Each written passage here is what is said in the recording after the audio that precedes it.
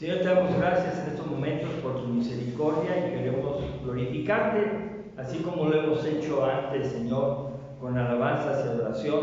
Y queremos, Padre, que seas tú a través de tu Espíritu Santo que nos guíes para allegarnos a tu palabra, para escucharla, para discernirla y para ponerla por obra. Te pedimos tu dirección porque la necesitamos y sin ti nada podemos comprender de manera adecuada, Señor. Bendice toda tu iglesia y ayúdanos a hacer tu voluntad. Te lo suplicamos en el nombre maravilloso de Cristo Jesús. Amén. Amén. Amén. Pueden sentarse. El tema de esta tarde, la explicación va a ser: llegó la salvación. Amén. Llegó la salvación y vamos a ir platicando de esto porque necesitamos cada día hacer consciente que la salvación es algo que ya llegó. A las personas que estudian mucho la Biblia dicen: ya está aquí, pero todavía no. Ya está aquí, pero todavía no. Quiere decir, Cristo ya venció en la cruz, ya derrotó al enemigo, resucitó y con eso demostró que Él está en pleno poder de toda la creación. Él es el dueño de todo y Él puede dar la salvación a quien Él corresponda. Sin embargo, la salvación sigue siendo una necesidad. Y una necesidad. ¿Por qué? Porque aunque Cristo ya tiene el poder, el control y la resurrección lo ha demostrado, las personas que vivimos como si no la necesitáramos. Es una necesidad, pero pónganse a pensar que hacemos consciente la salvación hasta que estamos en peligro de muerte. No hay oídos ni atención para escucharla. Menos, si no la escuchamos, menos pedir la salvación. Vivimos como si no fuera a llegar ese día que la vamos a necesitar. Disfrutamos el paso por esta vida de tal manera que no tomamos en cuenta a Dios, lo vemos. Y puede ser que inclusive en el mundo las personas se acostumbren a vivir en el sufrimiento y en la depresión como si fuera necesario vivirlo, pero no buscan la salvación. Los contrastes en la vida son muy reveladores. Acerca de este asunto de la salvación, miles de personas festejan con alegría, otros sufren y buscan salud en los hospitales. Esperan algunos la libertad en las cárceles o algunos que se accidentan y están esperando que llegue la ayuda. Otros, sin embargo, también ya van camino al cementerio. Entonces, mientras que miles están festejando la vida con toda la alegría que pueden tener y con todo el gasto que se requiera, hay otros que están solos en los hospitales, en las cárceles, en las carreteras o sufriendo.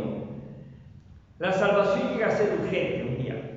Llega a ser urgente aún en los que hemos sido llamados a seguir a Cristo. Y quiero que recordemos la narración del Evangelio de Mateo, capítulo 8, versos 23 al 27.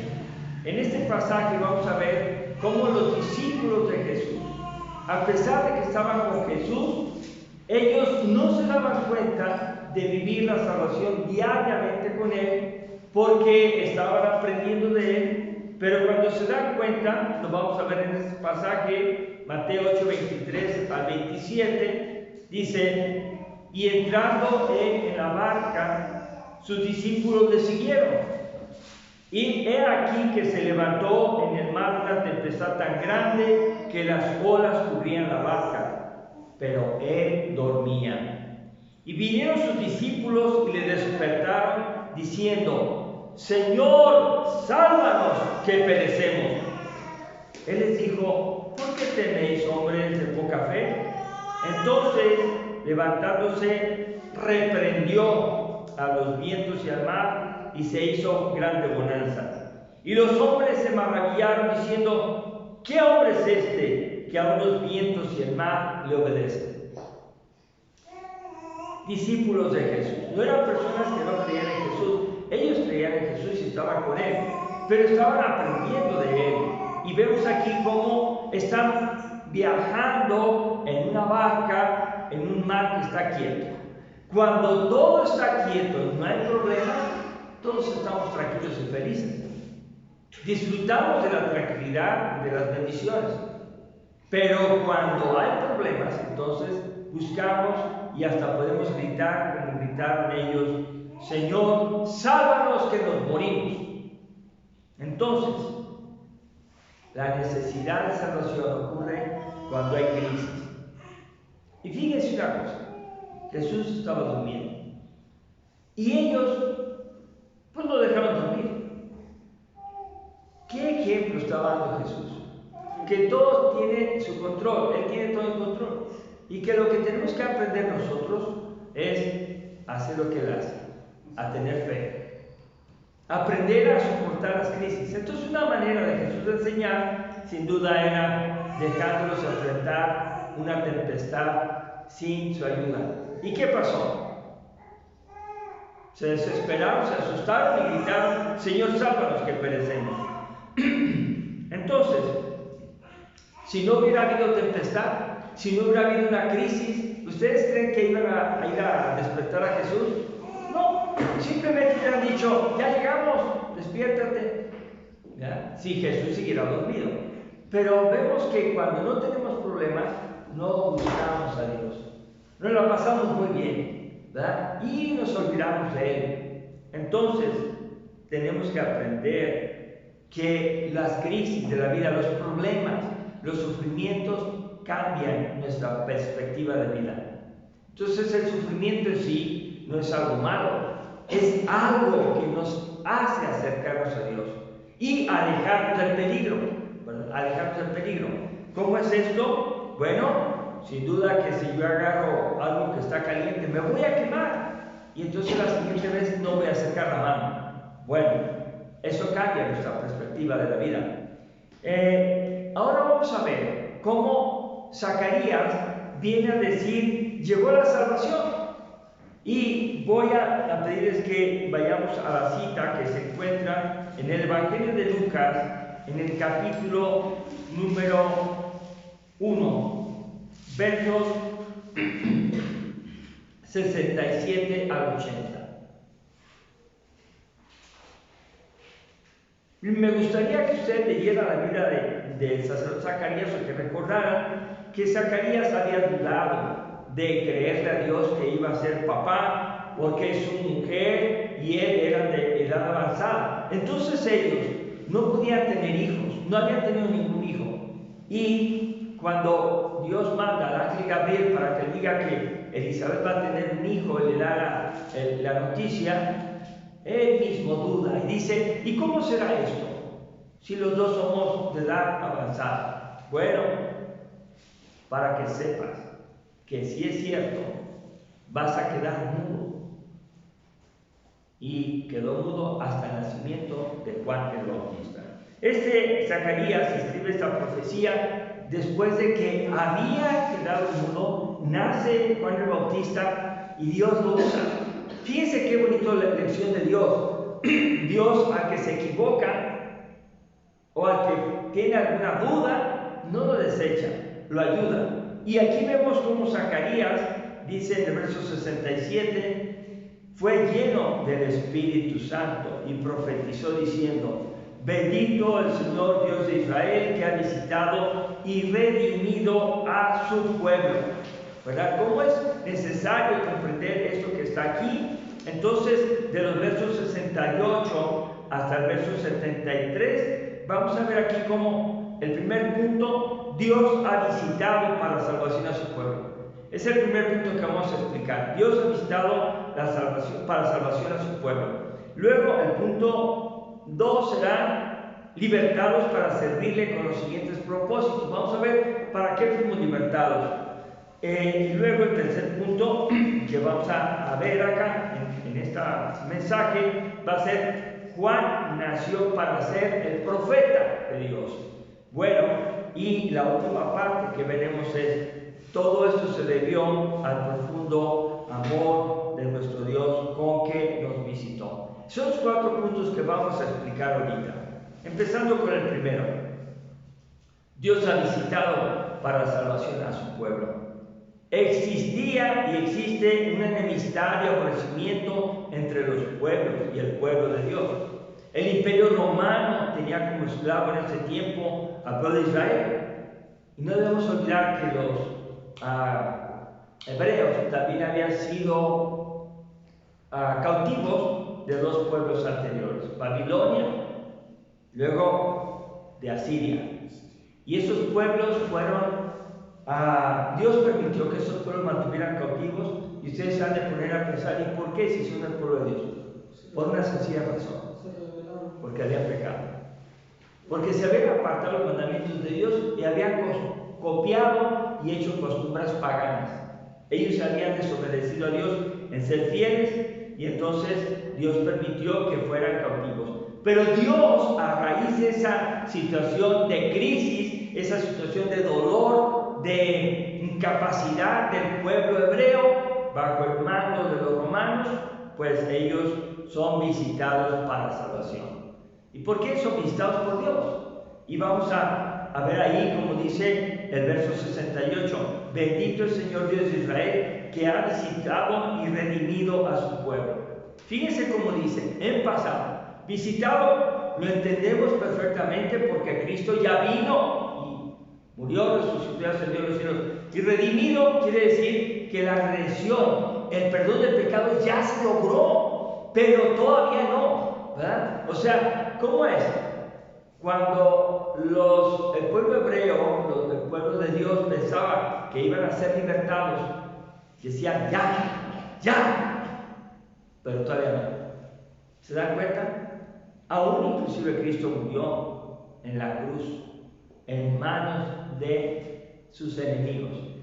Y sus enemigos no solamente fueron los gentiles romanos, sino también fue su propio pueblo que no le creyó. Los mismos judíos no le creyeron. Entonces, el primer punto nos enseña, Dios ha visitado para salvación a su pueblo. Vamos al segundo punto, de los versos 74 al 75. Dice así, bueno, voy a leer el 68 porque no lo leímos. Dice el 69, y nos levantó un poderoso Salvador en la casa de David, su siervo, como habló por boca de sus santos profetas que fueron desde el principio. Salvación de nuestros enemigos y de la mano de todos los que nos aborrecieron, para hacer misericordia con nuestros padres y acordarse de su santo pacto, del juramento que hizo Abraham su padre, que nos había de conceder. Bueno, ahí vemos cómo Dios visita con un propósito, pero ahora vamos a ver si ese propósito se cumple, nos visita. Vamos al segundo punto, 74 al 75. Dice, que librados de nuestros enemigos, sin temor les serviríamos, en santidad y en justicia delante de Él todos nuestros días. ¿Qué es lo que va a hacer Cristo cuando Él visita a su pueblo? ¿Qué es lo que hace? Dice aquí, libertados de nuestros enemigos. Somos libres. Entonces aquí completa diciendo que sin temor le serviríamos. Entonces una persona que conoce a Cristo se pone a disposición y al servicio de Jesús, ¿verdad? Es lo que uno quisiera. Lo que Dios quiere es que una persona que cree en Jesús y se arrepiente se ponga a las órdenes de nuestro Señor Jesucristo. Es lo que debemos entender. Pero ¿cómo le vamos a servir? Vamos a ver por lo menos algunos puntos. Dice, le vamos a servir sin temor. Sin temor. Dice ahí en el verso 74, sin temor le serviríamos. Nosotros no vamos a servirle con temor. Le vamos a servir con gozo, con seguridad. Y voy a poner un ejemplo para que nos entendamos.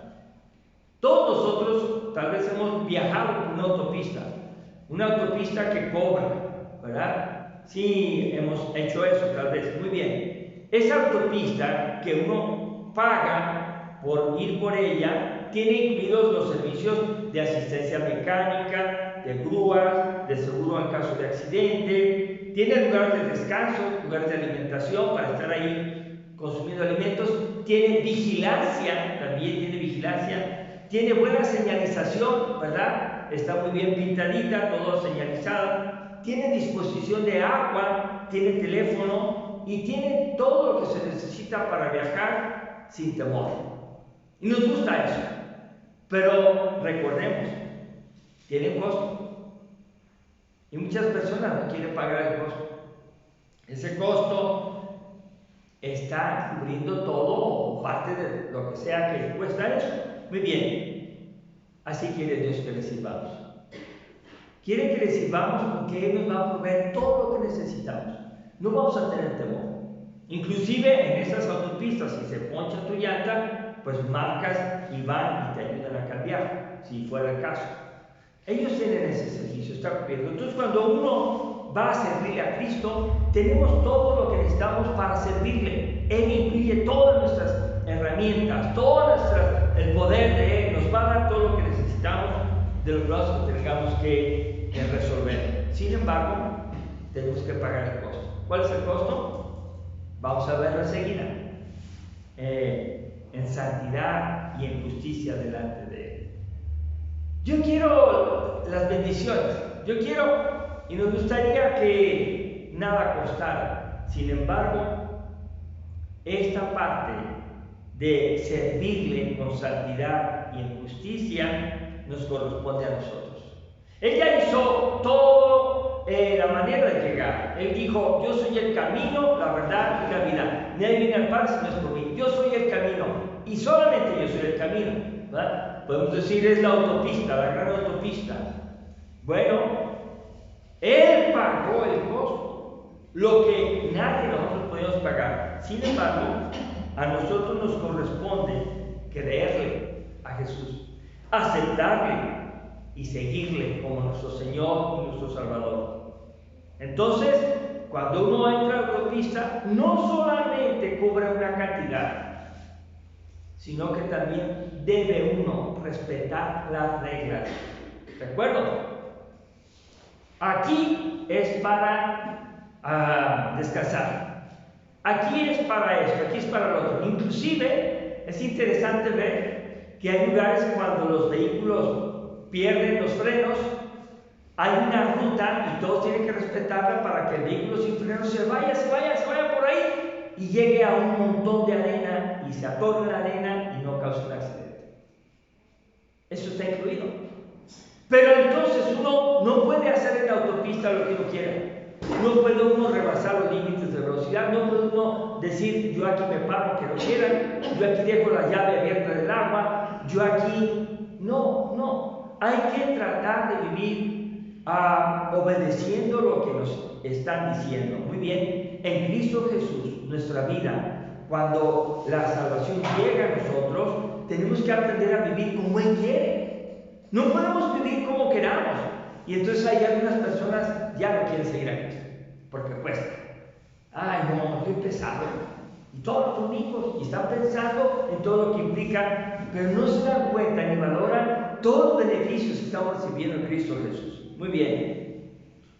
Romanos 8:22 dice: mas ahora habéis sido libertados del pecado y hechos siervos de Dios, y tenéis por vuestro fruto la santificación y como fin la vida eterna. Dice aquí entonces que hemos sido libertados del pecado, hemos sido santificados, hemos sido cubiertos con la sangre de Cristo, y nosotros ya no estamos para vivir en el pecado. No, ya no somos esclavos del pecado, pero ahora sí somos siervos o esclavos de Dios. Y el resultado de ser esclavos y siervos de Dios es la santificación. Yo vivo para Él, yo me agrado de vivir para Él. Yo abandono el pecado y ahora aprendo la palabra y oro y comparto la salvación con otros, y tengo como fin, cuando yo diga ¿hasta cuánto tiempo voy a durar? Voy a durar hasta la vida eterna.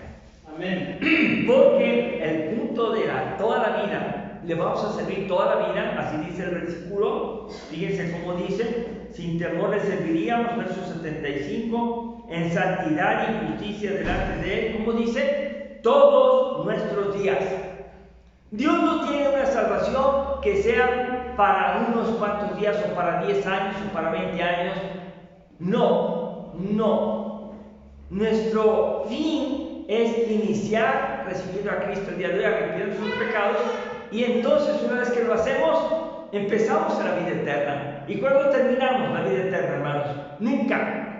Solamente morimos y decimos los cristianos, como dice la Biblia, se fue a dormir. está dormido, ¿verdad? Estamos en Cristo. Bueno, hay pasajes de eso para otra ocasión tal vez. Entonces yo puedo ver aquí que podemos ser libres para servirle. Ahora vamos al punto C, al tercer punto, del 76 al 79. Dice: y tú, niño profeta del Altísimo, serás llamado, porque irás delante de la presencia del Señor para preparar sus caminos, para dar conocimiento de salvación a su pueblo, para perdón de sus pecados. La profecía de Zacarías es que su hijo, Juan el Bautista, su papá es el sacerdote Zacarías, su mamá es Elizabeth, dice: y tú, niño, o sea, tú, mi hijo, serás profeta del Altísimo. ¿Quién es el Altísimo? Es Jesús. Entonces iba a tener la responsabilidad y la dicha de anunciar a Jesucristo. De entre todas las personas que existieron en el mundo, Juan fue escogido desde antes de estar concebido para que naciera y anunciara y preparara el camino del Señor Jesucristo, ¿verdad? Ahora vamos a ver ahí, profeta del Altísimo, que es Jesús. Irá delante del Señor Jesús. Quiere decir que esto ya se cumplió. Juan apareció antes de Jesús.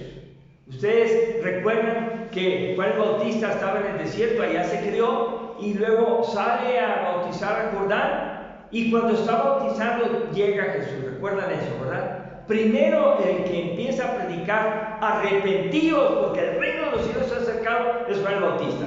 Y estaba preparando el corazón a las personas que iban a venir a conocer a Cristo. Y él está trayendo personas, los está bautizando. Entonces las personas están creyendo. Y al estar creyendo están repitiendo y se están bautizando, ¿verdad? Están teniendo fe. Pero una cosa le preguntan: ¿eres acaso tú? Dinos quién eres, Juan. ¿Eres acaso tú el Cristo? La palabra Cristo significa Mesías. Bueno, significa ungido. El que tiene el envío de Dios para ser el Salvador. ¿Eres tú el Mesías? Cristo es el nombre en griego, Mesías es el nombre en hebreo que significa el ungido, el escogido de Dios. ¿Es acaso tú? Y él contestó: no soy yo. Entonces Juan nació para ser profeta del Altísimo y para que se cumpliera la profecía hecha a Abraham, la bendición para todas las naciones, para perdón de pecados.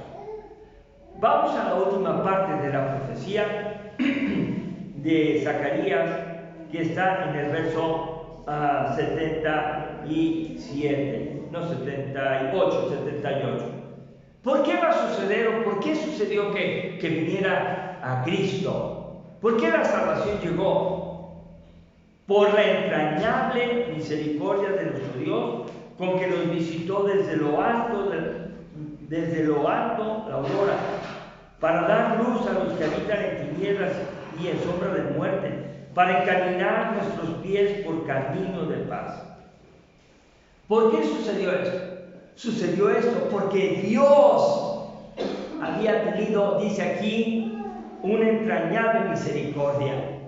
¿Cómo es esto? Dios no esperó a que nosotros le buscáramos, porque nosotros estábamos distraídos, no teníamos ganas, andábamos pecando, éramos un mundo aparte perdido, ¿verdad? Pero Dios dijo: no, esto no va a seguir así. Voy a dar otra oportunidad para la salvación. Voy a hacer que la salvación llegue a las personas. ¿Y qué hizo? Ya dijimos, mandó a Juan el Bautista a nacer de obra milagrosa de Zacarías y de su esposa Elizabeth. Y luego, por obra del Espíritu Santo, iban a ser el Mesías, Jesucristo, ¿verdad? Y entonces ahí vemos cómo Dios está acomodando todo. El plan de Dios es una salvación para nosotros.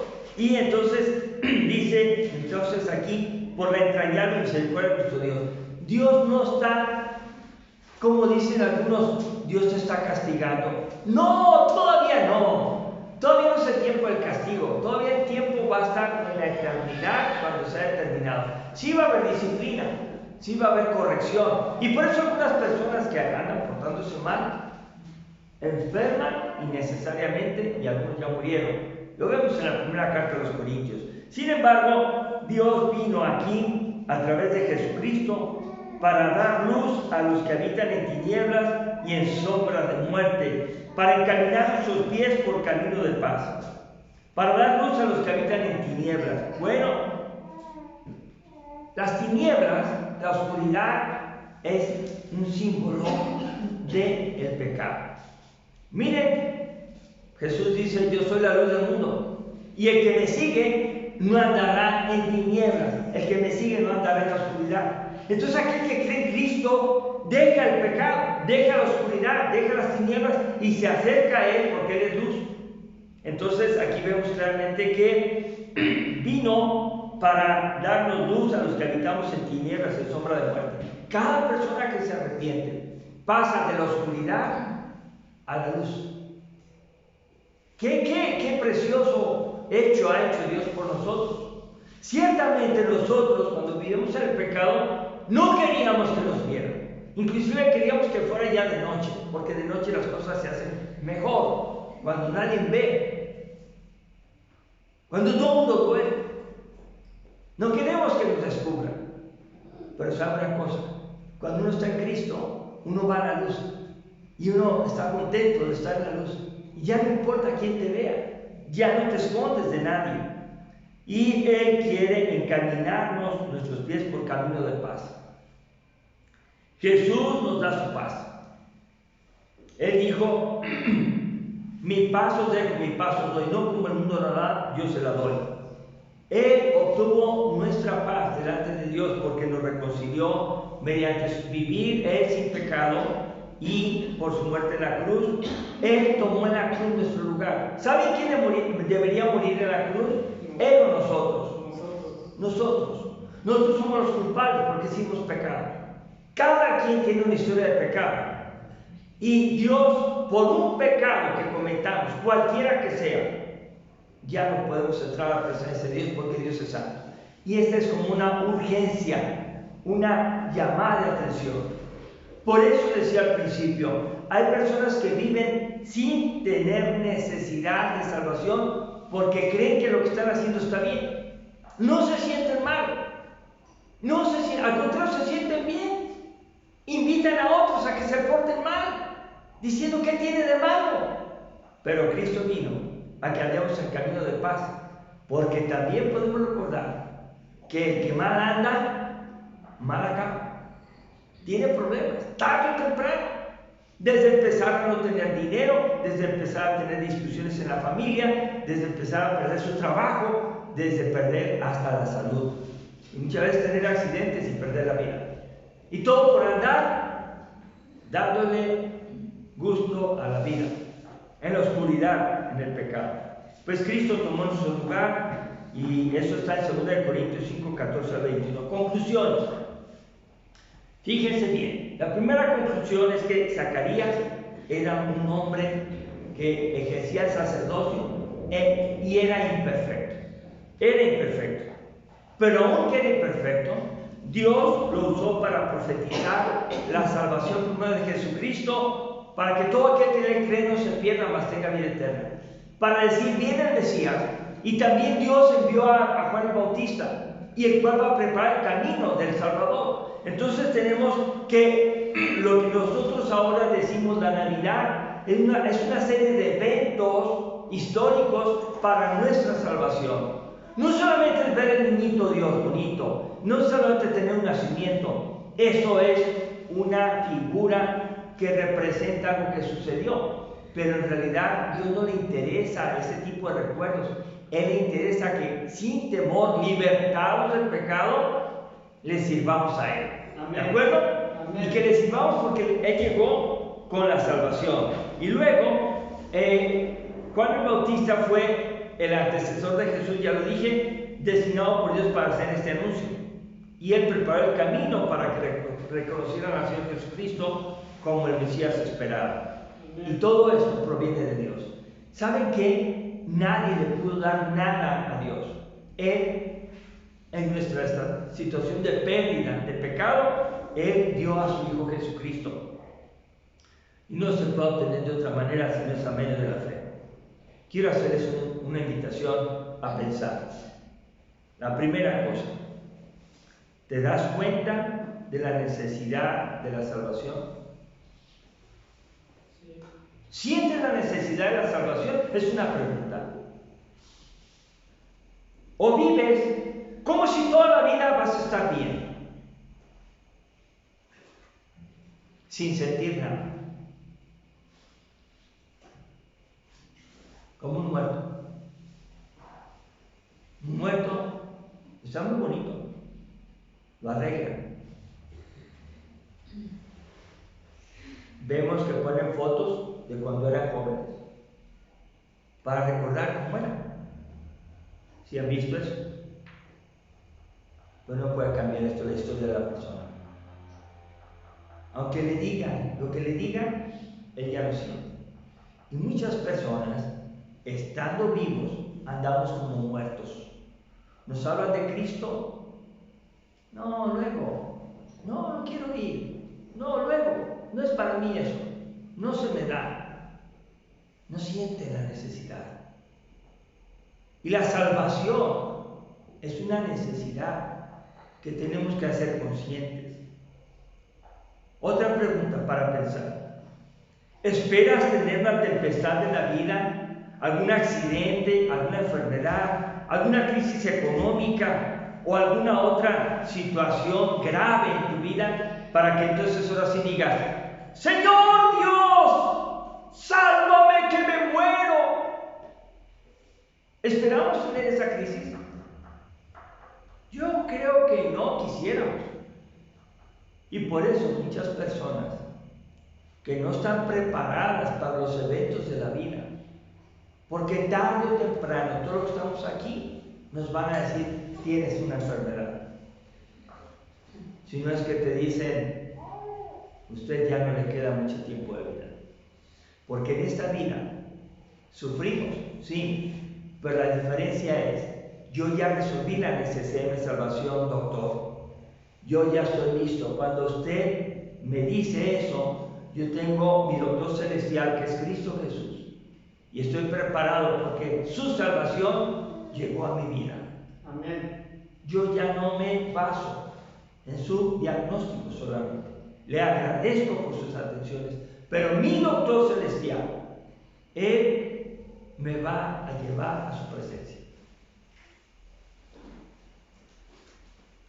Juan el Bautista cumplió su ministerio.